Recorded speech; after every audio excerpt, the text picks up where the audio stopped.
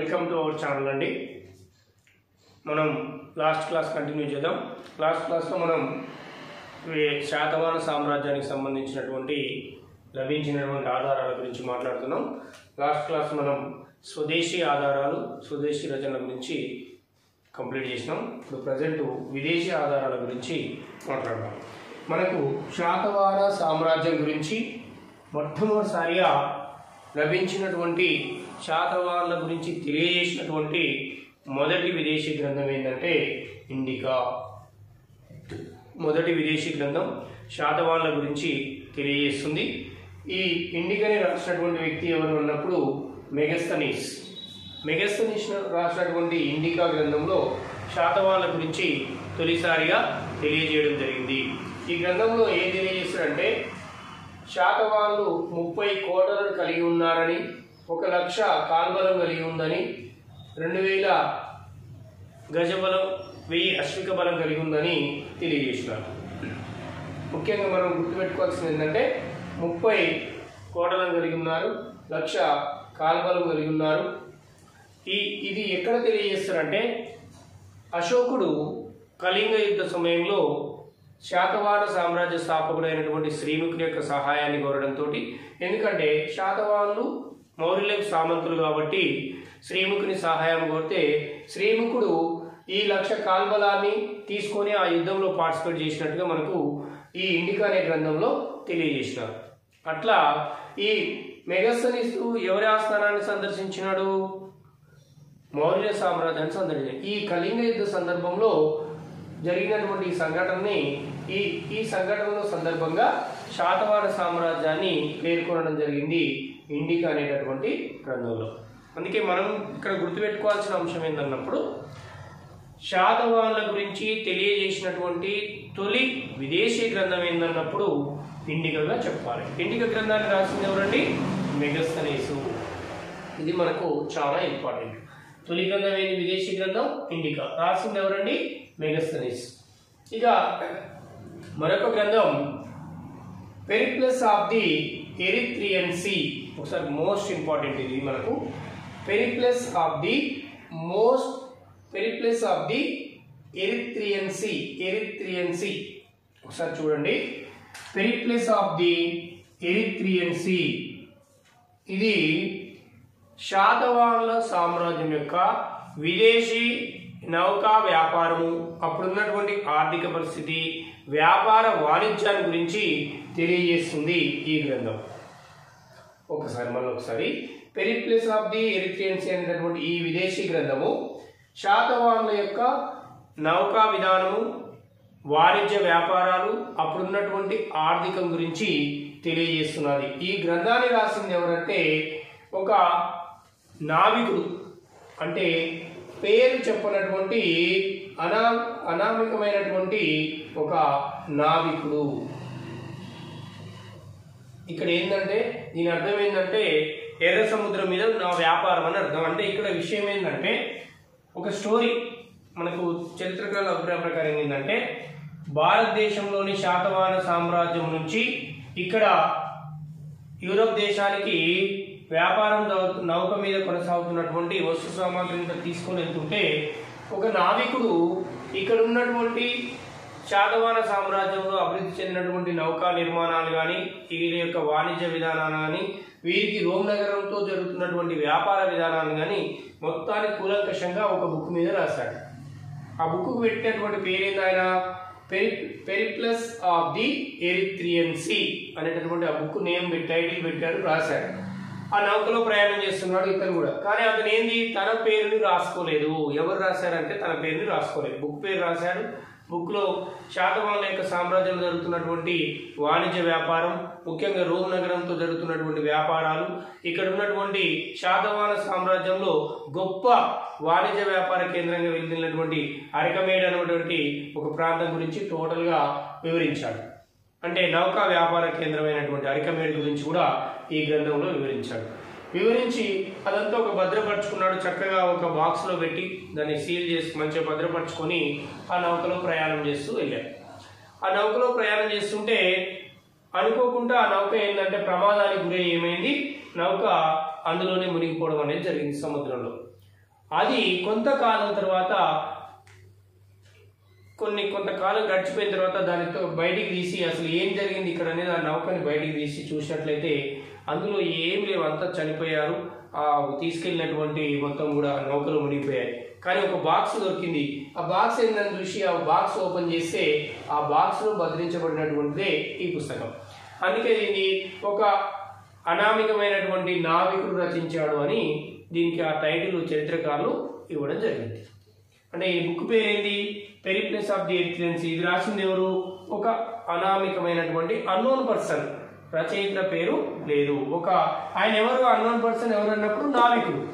ఈ నావికుడు unknown person రాసినటువంటి ఈ బుక్ మనకేం తెలియజేస్తుంది మన శాతవాహన సామ్రాజ్యం గురించి అంటే, శాతవాహన సామ్రాజ్యంలో ఉన్నటువంటి ఆనాటి కాలంలో వర్ధిల్లినటువంటి నౌకా విధానం ఏ విధంగా ఉంది, వాణిజ్య విధానం ఏ విధంగా ఉంది, విదేశీ వ్యాపారం ఏ విధంగా ఉంది, అప్పుడు నౌకా కేంద్రంగా వర్ధిల్లినటువంటి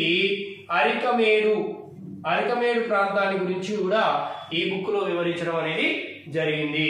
ఈ అరికమేడు ప్రాంతం ఎక్కడుంది అంటే ప్రజెంట్ ఉన్నటువంటి పుదుచ్చేరి పరివా ప్రాంతంలో ఉన్నటువంటిదే ఈ అరికమేడు పరివా ప్రాంతం. ఈ పుదుచ్చేరికి ఇంకోటి ఏంది? పాండిచ్చేరి అని కూడా అంటాం. ఈ పాండిచ్చేరిని అప్పటి కాలంలో ఏమని పిలిచారంటే వాలికొండాపురం లేదా వాలికొండాపూర్. ఏమని పిలిచేవారు? వాలికొండాపూర్ లేదా వాలికొండాపురం.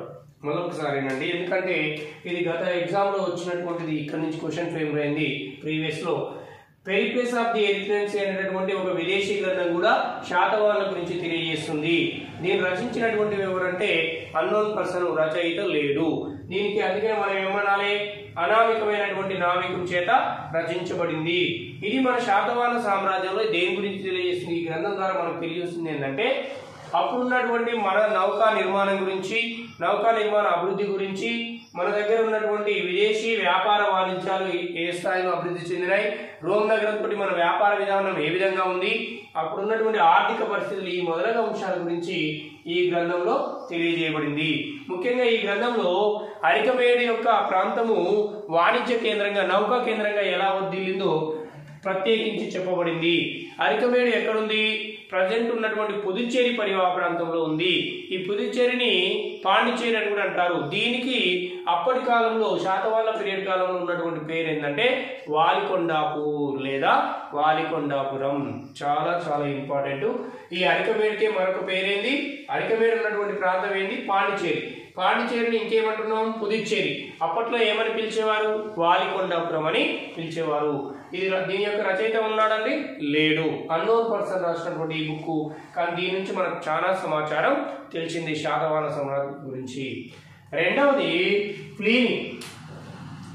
ప్లీనీ రాసినటువంటి ఈయన రోమ్ చరిత్రకారుడు.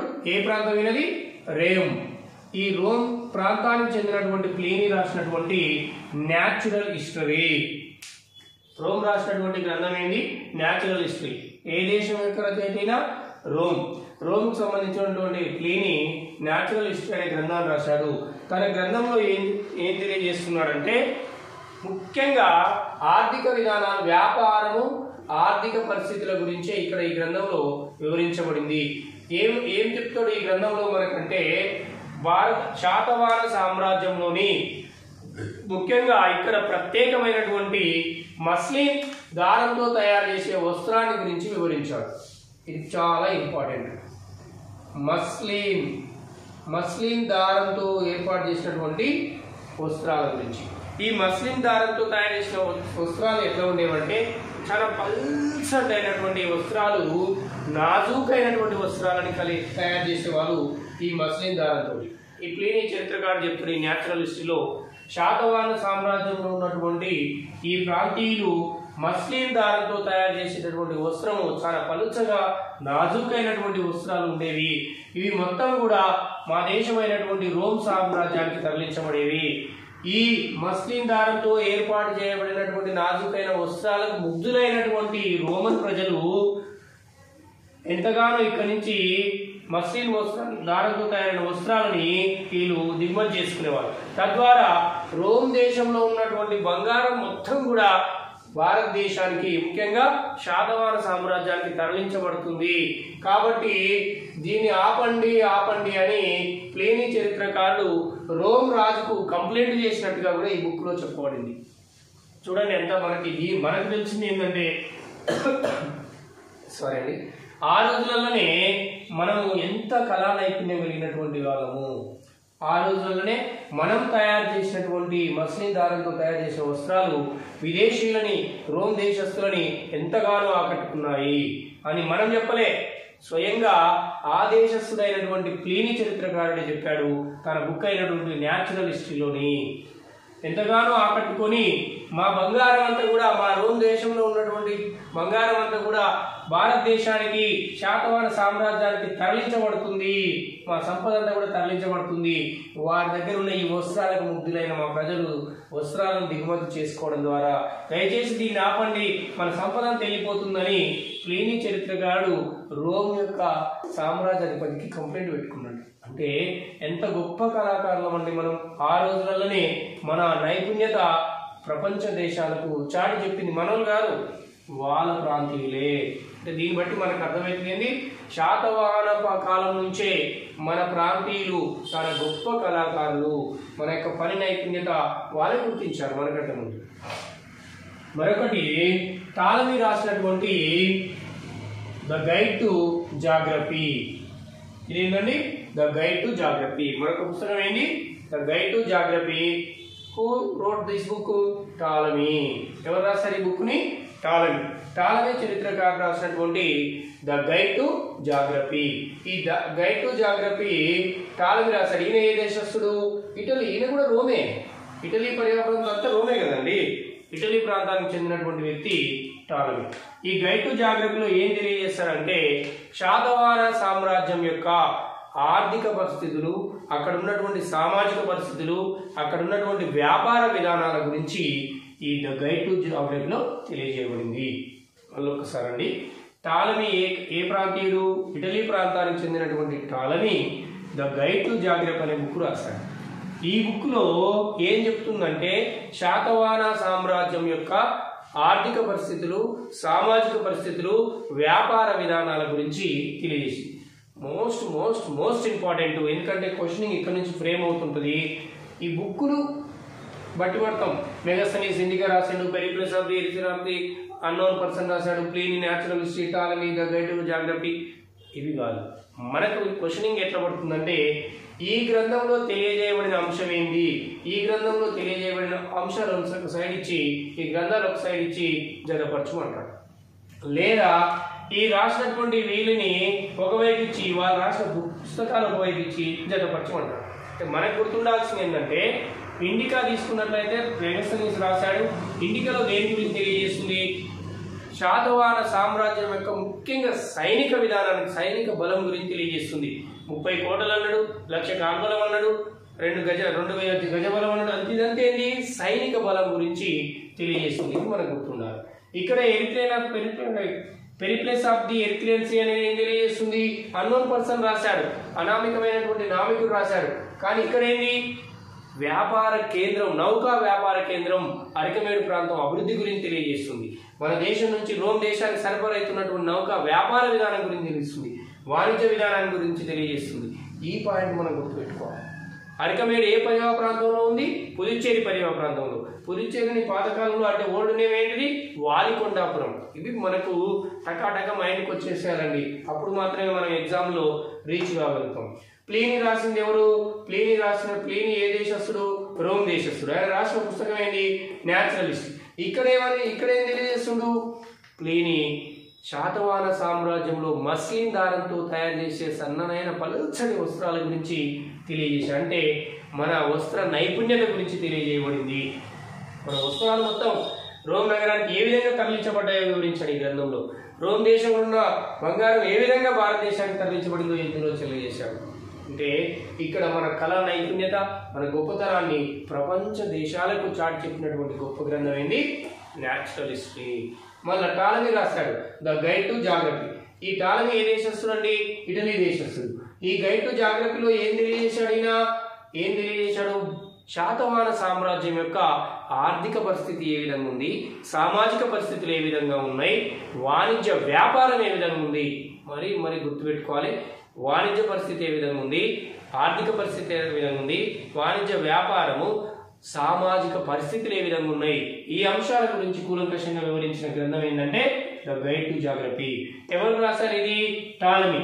ఏ దేశస్థుడు? ఇటలీ. నేను ఒక్కొక్క అంశాన్ని 3 పాయింట్లు చెప్తున్నాను, అవి మన మైండ్లోకి వెళ్ళిపోవాలి. రాసినటువంటి వ్యక్తి టాలమీ, ఆయన దేశం ఇటలీ, ఆ బుక్ పేరు ద గైడ్ టు జాగ్రఫీ. వివరించే అంశం ఏంటన్నప్పుడు ఆర్థిక పరిస్థితి, సామాజిక పరిస్థితి, వాణిజ్య వ్యాపార అభివృద్ధిని, ఈ అంశాల గురించి వివరించబడింది. మరొక వ్యక్తిని తీసుకున్నట్లయితే హుయాన్ సాంగ్. ఎవరండి? హుయాన్ సాంగ్ రాసినటువంటి బుక్ ఏంది? సియూకి. హుయాన్ సాంగ్ రాసినటువంటి సియూకిలో శాతవాహన సామ్రాజ్యంలో వర్ధిల్లినటువంటి బౌద్ధ మత అభివృద్ధి గురించి వివరించబడింది. చాలా ఇంపార్టెంట్. ఇక్కడ చూడండి, దేని గురించి వివరించారు ఇందులో? బౌద్ధ మతం గురించి వివరించబడ్డాది. శాతవాహన సామ్రాజ్యంలో లేదా దక్షిణ భారతదేశంలో బౌద్ధ మతం ఏ విధంగా ప్రారంభమైంది, ఏ విధంగా అభివృద్ధి చెందింది అనేటటువంటి అంశాలని సియూకి గ్రంథంలో వివరించాడు. ఎవరు? Hiuen Tsang. మనం లాస్ట్ క్లాస్ లో ఒకసారి చెప్పుకున్నామండి. శాతవాహన సామ్రాజ్యంలో ప్రారంభంలో శ్రీముఖుడు అనుసరించినటువంటి మతం జైన మతం అని, అధికార మతం వచ్చేసి వైదిక మతం అని, ఆదరించి అభివృద్ధి చేయబడినటువంటి మతం బౌద్ధ మతం అని చెప్పుకున్నాం. ఇక్కడ ఈ గ్రంథంలో ఈయన ఏం తెలియజేస్తాడు? శాతవాహన సామ్రాజ్యం నుంచి ఏ విధంగా దక్షిణ భారతదేశంలో బౌద్ధ మతం అభివృద్ధి చెందబడింది, ఏ విధంగా ప్రారంభమై ఏ విధంగా అభివృద్ధి దశలు అందుకుందనేది ఈ సియూకి గ్రంథంలో హుయాన్ సాంగ్ వివరించాడు. హుయాన్ సాంగ్ ఏ దేశస్థుడు? చైనా దేశానికి చెందినటువంటి వ్యక్తి. చైనా దేశీయుడు రాసినటువంటి బుక్ సియూకు. ఇందులో తెలియజేయబడింది బౌద్ధ మత అభివృద్ధి గురించి. ఎవరైనా? Hiuen Tsang. బౌద్ధ మత అభివృద్ధి గురించి వివరించబడింది. యాక్చువల్లీ ఈయన ఎప్పుడు వచ్చాడు? హర్షన్ పీరియడ్ కాలంలో, హర్షవర్ధన్ కాలంలో భారతదేశాన్ని సందర్శించినాడు. చాలా ఇంపార్టెంట్. ఇది విదేశీ యొక్క రచనలు. ఇక నెక్స్ట్ మనకు సంబంధించినటువంటి ఇంకా ఆధారాలను తీసుకొని చూసినట్లయితే, ఇంకా ఏ ఆధారాలను తీసుకొని చూడాలి మనం అన్నప్పుడు, ఇప్పుడు సాహిత్య ఆధారాలు కంప్లీట్ అయినాయి. సాహిత్య ఆధారాలు ఏమేమి చెప్పుకున్నాం? దేశీయ రచనలు లేదా స్వదేశీ రచనలు, విదేశీ రచనలు. స్వదేశీ రచనలు, విదేశీ రచన తర్వాత ఇప్పుడు పురావస్తు ఆధారాలు. పురావస్తు ఆధారాలు ఏమేమి అనుకున్నామండి? శాసనాలు, నాణాలు, చారిత్రాత్మక లేదా నిర్మాణాత్మకమైనటువంటి కట్టడాలు. పురావస్తు ఆధారాలు తీసుకుని చూసినట్లయితే సాహిత్య ఆధారాలు అయిపోయినాయి. దేశీయ రచనలు, విదేశీ రచనలు రెండింటిని చూసాం. ఇప్పుడు పురావస్తు ఆధారాలు. పురావస్తు ఆధారాలలో మొదటిది శాసనాలు. 3 చెప్పుకున్నామండి. పురావస్తు ఆధారాలు అంటే ఏమేమి ఉంటాయి? శాసనాలు, నాణాలు, చారిత్రాత్మకమైనటువంటి నిర్మాణాలు కానీ కట్టడాలు కానీ.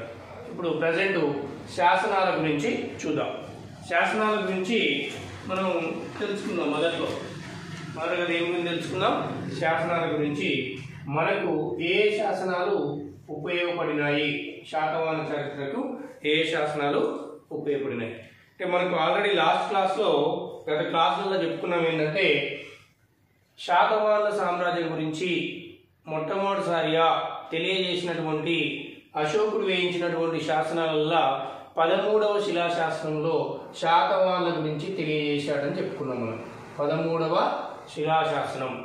13వ శిలాశాసనం దేని గురించి తెలియజేస్తుంది? అసలు అశోకుడు వేయించిన దాంట్లో, అశోకుడు వేయించిన శాసనాలలో 13వ శిలాశాసనము కళింగ యుద్ధాన్ని గురించి, కళింగను జయించిన విధానాల గురించి, కళింగలో మరణించినటువంటి సైనికుల మరణాల గురించి, కళింగ యుద్ధంలో శ్రీముఖుడు తనకు చేసినటువంటి సహాయాన్ని గురించి వివరించడం జరిగింది 13వ శిలాశాసనంలో.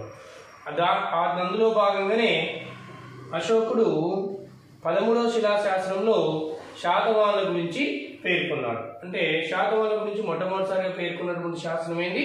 13వ శిలాశాసనము. తదుపరి ఇంకా ఏ శాసనాలు శాతవాహన సామ్రాజ్యం గురించి తెలియజేస్తున్నాయని చూసినప్పుడు, మొట్టమొదటి నానాగఢ్ శాసనము. ఏ శాసనం అండి? నానాగఢ్ శాసనము. ఎవరు వేయించారు? మొదటి శాతకర్ణి యొక్క భార్య అయినటువంటి దేవి నాగానిక వేయించినాడు. మనం లాస్ట్ క్లాస్లో చెప్పుకున్నాం, శాతవాహన సామ్రాజ్య స్థాపకుడైనటువంటి శ్రీముఖుడు తొలి దండయాత్ర రితికుల మీదికి చేశాడు.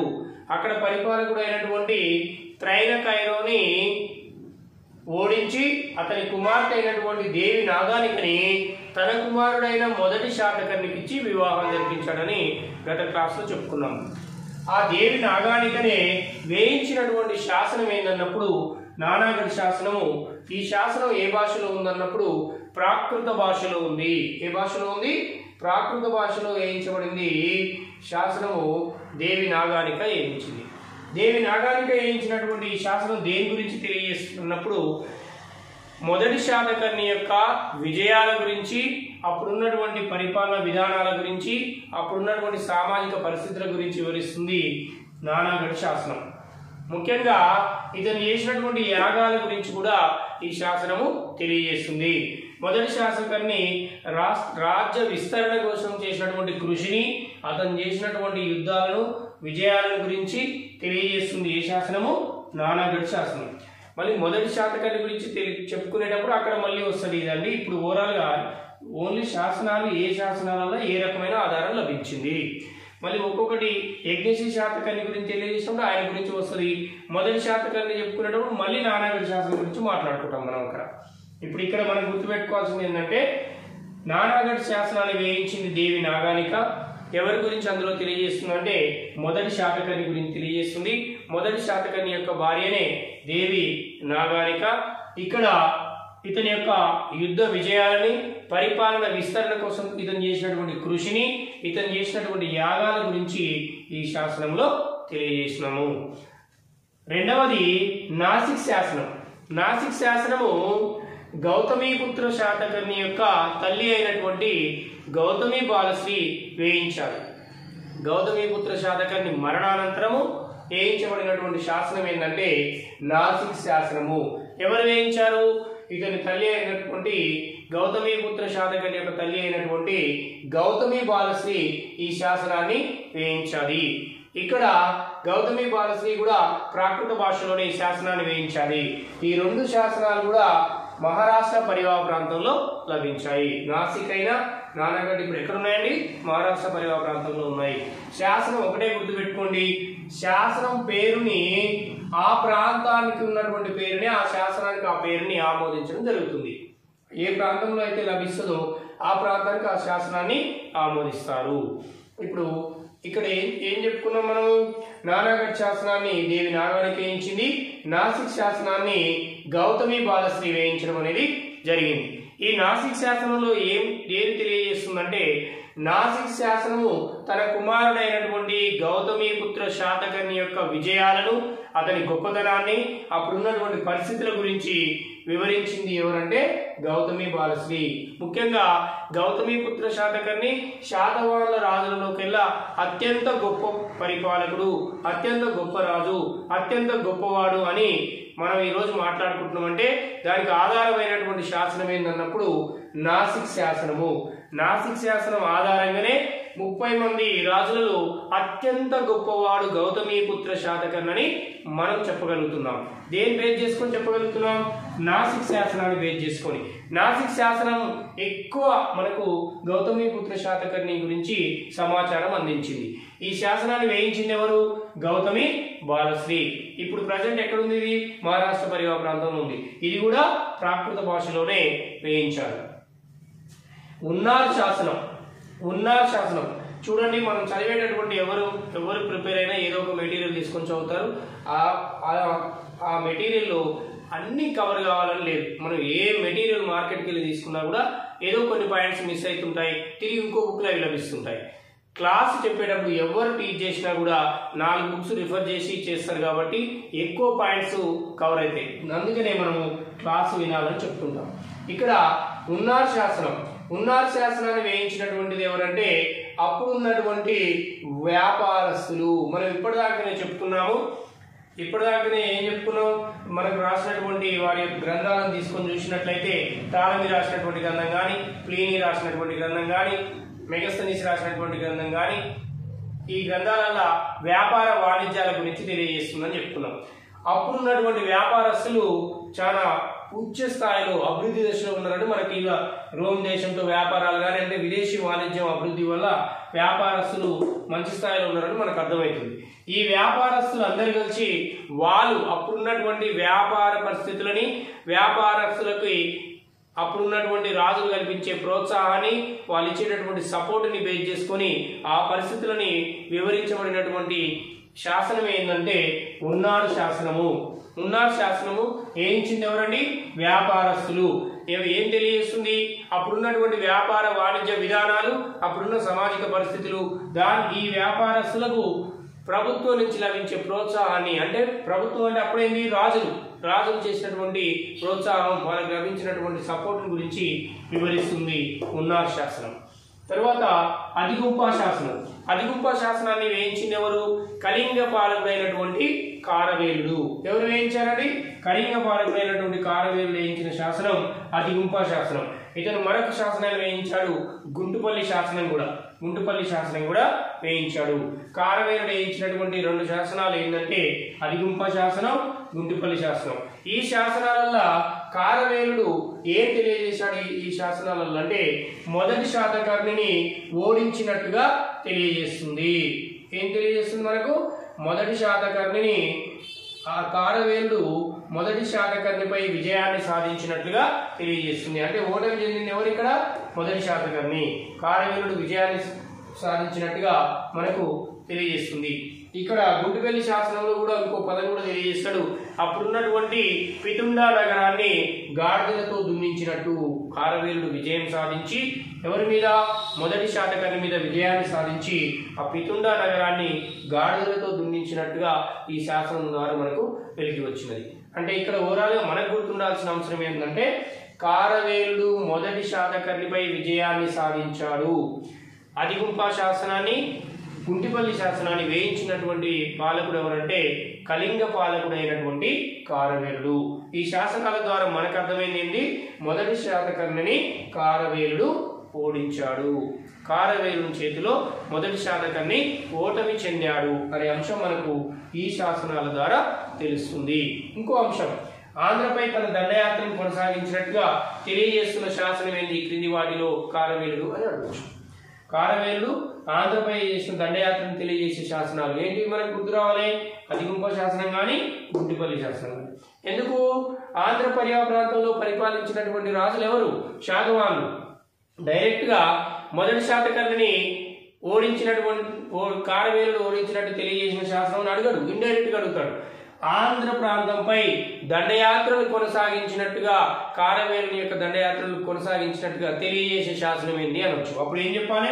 గుంటుపల్లి శాసనం, అదిగుంప శాసనం. ఎందుకు?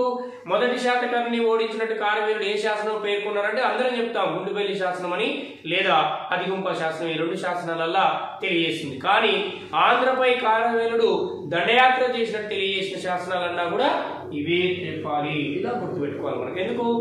డైరెక్ట్ గా క్వశ్చన్ ఇచ్చే విధానం మారిపోయింది. ఇప్పుడు మనం ప్రతి పాయింట్ కూడా ఎట్లా చదువుకోవాలంటే కూలంకషంగా నేర్చుకున్న తర్వాత దాన్ని ప్రజెంట్ ఎగ్జామినర్ అడిగేటటువంటి క్వశ్చనింగ్ లోకి మార్చుకోగలగాలి. అప్పుడు మాత్రమే మనం విజయానికి దగ్గరగా చేరువవుతాము. కారవేలుడు వేయించినటువంటి అదిగుంప శాసనం, గుంటిపల్లి శాసనం. ఈ 2 శాసనాలు కూడా దేని గురించి తెలియజేస్తున్నాయి? మొదటి శాతకర్ణిపై కారవేలుడు సాధించిన విజయాన్ని గురించి తెలియజేస్తున్నాయి. ఇంకొకటి జునాగఢ్ శాసనం.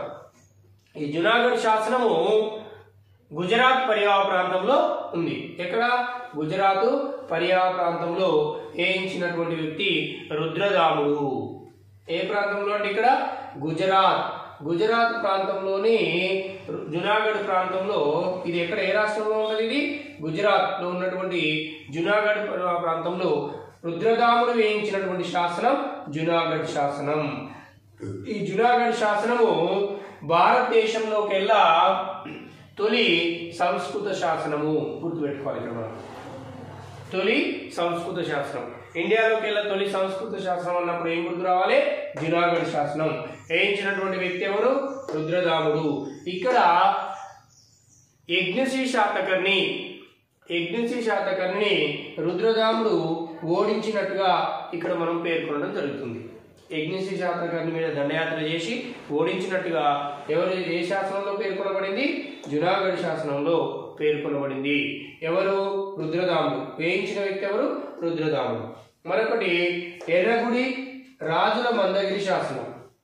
ఎర్రగిరి రాజుల మందగిరి శాసనం. ఇది ఆంధ్రలో ఆంధ్ర ప్రాంతంలో అశోకుడు వేయించిన శాసనం. చాలా ఇంపార్టెంట్, కన్ఫ్యూజ్ అవుతాం, గుర్తుపెట్టుకోవాలి. తెలంగాణ గురించి తెలియజేసిన అశోకుని శాసనం అన్నప్పుడేమో 13వ శిలాశాసనం. తొలిసారిగా శాతవాహనుల గురించి తెలియజేసినటువంటి అశోకుని శాసనం అన్నప్పుడు 13వ శిలాశాసనము.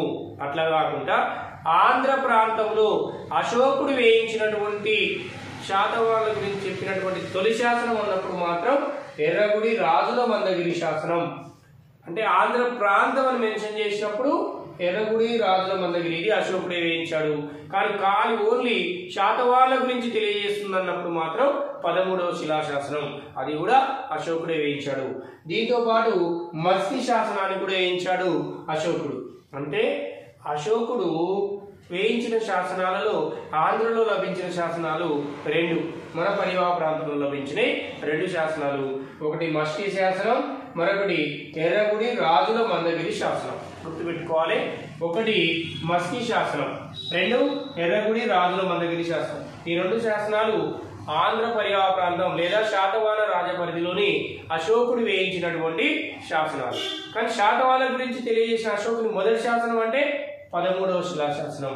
ఈ తేడాని, ఈ వేరియేషన్ ని క్లియర్ గా మనం గమనించాలి. మొదటిసారిగా ఏ శాసనంలో తెలియజేసిన శాతవాహనుల గురించి అశోకుని శాసనాలు అంటే 13. ఆంధ్ర పరివాహ ప్రాంతం లేదా శాతవాహన సామ్రాజ్యంలో అశోకుడు వేయించినటువంటివి అన్నప్పుడు మాత్రం ఎర్రగుడి రాజుల మందగిరి శాసనం, మస్కి శాసనం అని చెప్పాలి. ఇంకా కనివేరి శాసనం. కనివేరి శాసనము వేయించింది ఎవరంటే కృష్ణుడు లేదా ఈయన కన్నుడు అంటాము. ఈయన వేయించినటువంటిది ఏంటంటే కనివేరి శాసనం. ఇది ఏం తెలియజేస్తుంది? శాతవాహన సామ్రాజ్యం యొక్క పరిస్థితులు, సామాజిక ఆర్థిక పరిస్థితుల గురించి ఈ శాసనంలో తెలియజేయబడింది. తర్వాత మేకధోని శాసనం. మేకధోని శాసనాన్ని వేయించింది ఎవరంటే చివరి శాతవాహన రాజు అయినటువంటి 3వ పులోమావి మేకధోని శాసనాన్ని వేయించాడు. ఎవరు వేయించారు? చివరి శాతవాహన రాజు అయినటువంటి 3వ పులోమావి మేకధోని శాసనాన్ని వేయించాడు. ఈ మేకధోని శాసనం అని దేని గురించి తెలియజేస్తుందంటే శాతవాహనుల పతనం గురించి తెలియజేస్తుంది. శాతవాహనుల పతనం గురించి తెలియజేస్తుంది మేకధోని శాసనం. మళ్ళొకసారి, మేకధోని శాసనాన్ని వేయించింది ఎవరు? 3వ పులోమావి. దేని గురించి తెలియజేస్తుంది? శాతవాహనుల యొక్క పతనం గురించి. ఒక్కసారి ఇట్లా చెప్పేదామండి. నానాగఢ్ శాసనాన్ని మొట్టమొదటిసారిగా వేయించినటువంటి శాసనం నానాగఢ్ శాసనం. నానాగఢ్ శాసనం ఎవరి గురించి తెలియదు? Overall idea. నానాగఢ్ శాసనము ఎవరి గురించి తెలియదు? మొదటి శాతకర్ణి గురించి తెలియజేస్తుంది. వేయించింది ఎవరు? అతని భార్య అయినటువంటి దేవి నాగానిక. తర్వాత నాసిక్ శాసనం. నాసిక్ శాసనాన్ని వేయించింది ఎవరు? గౌతమి బాలశ్రీ.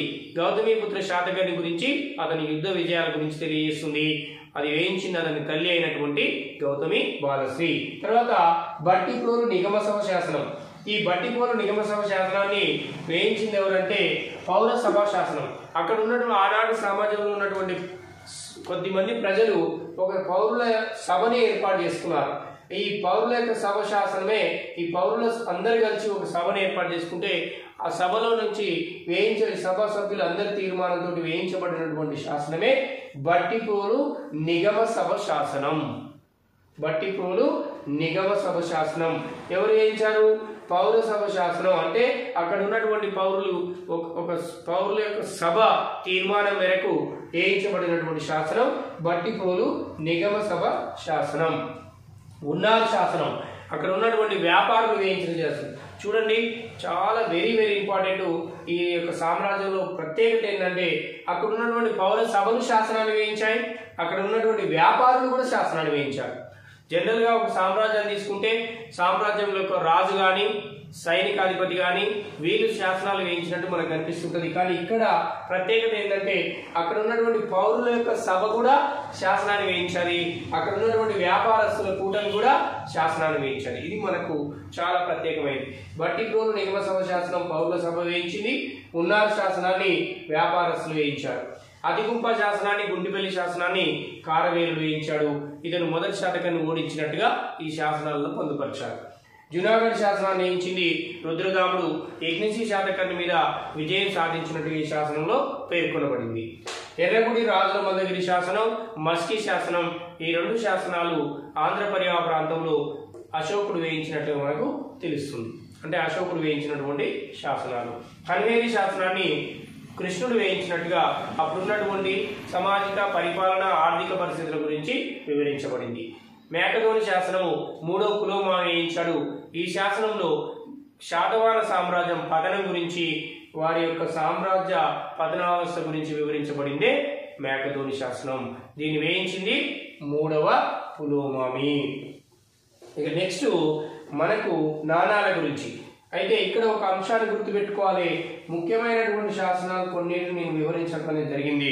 యాక్చువల్లీ శాతవాహనుల గురించి మనకు మీకు స్టార్టింగ్ క్లాస్లో చెప్పాను.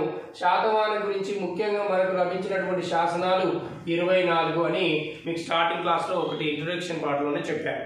వీటిలో మనం ముఖ్యమైన ఒక 10 పైచిలుకు శాసనాల గురించి చూసాం. ముఖ్యమైన వాటి గురించి మనం ఇక్కడ చెప్పుకోవడం జరిగింది. నెక్స్ట్ మనం చెప్పుకోవాల్సినటువంటి అంశాలు ఏంటంటే వారి కాలంలో లభించినటువంటి నాణాలు మరియు చారిత్రాత్మక, నిర్మాణాత్మక కట్టడాలు ఏమైనా ఉన్నాయా, ఈ అంశాలను చూస్తే శాతవాహనులకు సంబంధించిన ఆధారాలు అనే టాపిక్ మనకు పూర్తి అవుతుంది.